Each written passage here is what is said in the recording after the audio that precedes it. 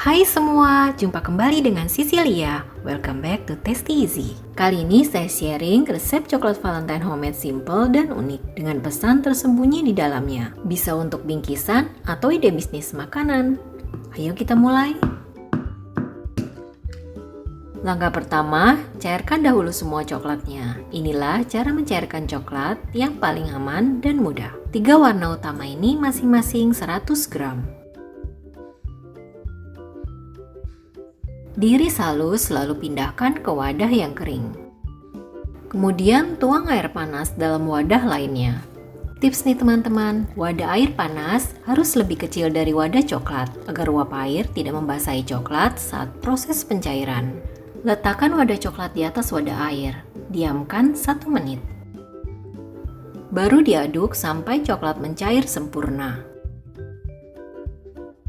Cara mencairkan coklat dengan steam di atas air panas ini adalah cara yang paling aman.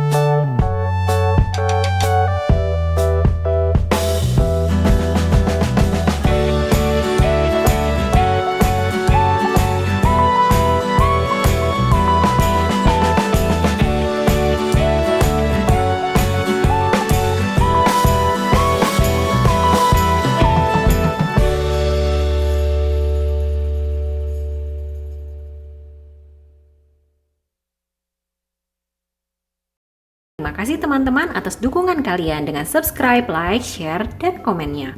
Sampai jumpa, salam Tasty Easy. Dah.